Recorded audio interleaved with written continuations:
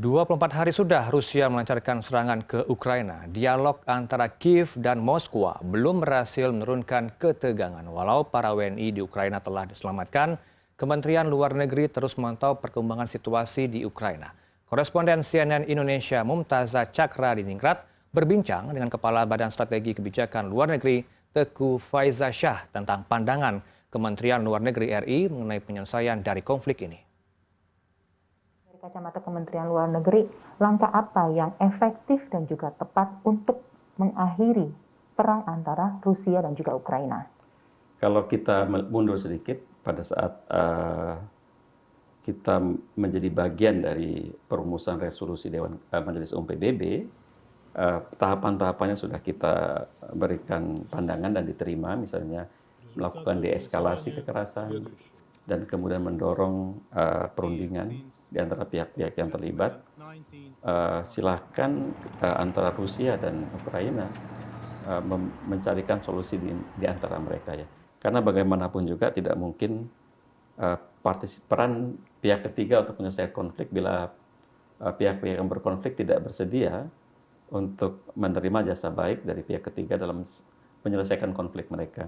Deeskalasi dan penghentian kekerasan merupakan satu syarat sebelum proses negosiasi yang adil katakanlah, karena tidak di bawah tekanan peperangan bisa dilakukan. Jadi kalau kita melihat itu sebagai salah satu rute ya menuju perdamaian, itu yang kita dorong. Secara profesionalisme diplomasi yang realistis nih Pak, keinginan Ukraina untuk ikut dalam bagian NATO, apakah Bapak melihat ini adalah sebuah langkah yang salah? Ya, sebenarnya kita tidak ada kelaziman untuk menilai pilihan kebijakan satu negara ya. Semua pilihan kebijakan negara itu memiliki ramifikasi yang sangat kompleks ya. Kalau kita misalnya melakukan belanja persenjataan misalnya ya, ada satu proses kita berbicara dengan negara tetangga kita berbicara apakah yang kita lakukan dalam konteks ancaman ataukah lebih sebagai upaya normal untuk penguatan kapabilitas militer kita. Jadi itu sebabnya dalam konteks kerjasama ASEAN, keterbukaan informasi terkait hal seperti ini kita lakukan. Dengan demikian kita bisa mengeliminir adanya kecurigaan-kecurigaan atau kekhawatiran dari sesama negara yang bertetangga. Kita tidak berbicara katakanlah terkait dengan negara A atau negara mana saja ya Pak ya. Tetapi apakah Bapak melihat pada saat ada situasi yang seperti ini, adanya miskomunikasi, adanya ketidaksinkronan national interest di sini? Ya memang national interest tidak selalu bisa dikompromikan ya.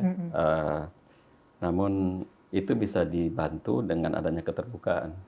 Kalau kita melihat dalam konteks Asia Tenggara misalnya, negara-negara di Asia Tenggara kan dulu berkonflik, sudah terlibat dalam peperangan, saling kekhawatiran. Namun melalui mekanisme ASEAN, kita bisa menumbuhkan kepercayaan, walaupun makan waktu ya.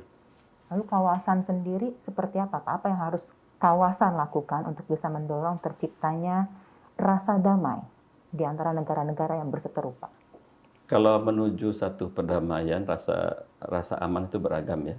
Ada dari kalau kita melihat dalam konteks perlombaan senjata nuklir misalnya, ada program dinuklerisasi, program mengurangi hulu ledak nuklir di masing-masing negara. Itu bagian dari upaya mengurangi tingkat ancaman. Misalnya juga contoh-contoh membangun pangkalan militer di wilayah negara tetangga kita tidak menimbulkan ancaman. Ditujukan ke siapa? Pangkalan militer tersebut dan lain-lain ya. Jadi banyak sekali faktor yang perlu dibicarakan sebenarnya, karena persepsi itu kan ada di benak masing-masing. Kalau persepsi itu tidak dikomunikasikan, lama-lama dianggap sebagai satu kebenaran, dan itu yang kemudian meningkatkan potensi terjadinya clash atau konflik.